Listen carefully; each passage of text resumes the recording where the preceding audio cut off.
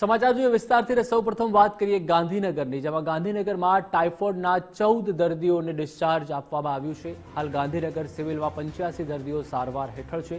અત્યાર સુધીમાં કુલ 59 દર્દીઓને ડિસ્ચાર્જ કરાયા છે। સિવિલમાં દાખલ તમામ દર્દીઓ સારી સ્થિતિમાં છે। ગાંધીનગર સિવિલમાં આજે નવા 11 દર્દી દાખલ થયા હતા। દાખલ થયેલા દર્દીઓ સેક્ટર 24 અને આદિવાળા વિસ્તારના છે। પીવાના પાણીની ક્વોલિટી માટે 1018 સેમ્પલ લેવાયા હતા। 1018 જેટલા તમામ પાણીના સેમ્પલ પીવાલાયક સાબિત થયા છે।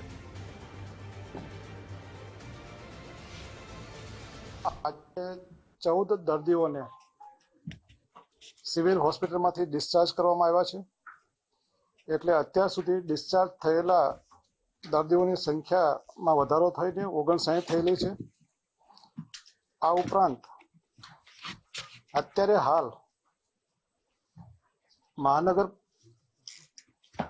વિસ્તારમાં અને સિવિલ હોસ્પિટલમાં કુલ 85 દર્દીઓ સારવાર લઈ રહ્યા છે। સારવાર લઈ રહેલા તમામ દર્દીઓ સારી હાલતમાં છે।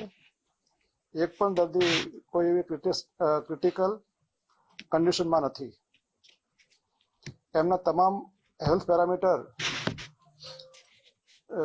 સારી સ્થિતિમાં છે। એ સિવાય આજે બપોર સુધી 7 અને ત્યાર પછી સબસિક્વન્ટલી ટાઈમમાં બીજા 4 એટલે આજના સમયમાં કુલ 11 જે નવા દર્દીઓ દાખલ થયેલા છે।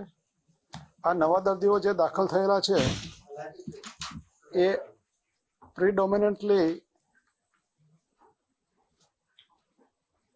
સેક્ટર 24 અને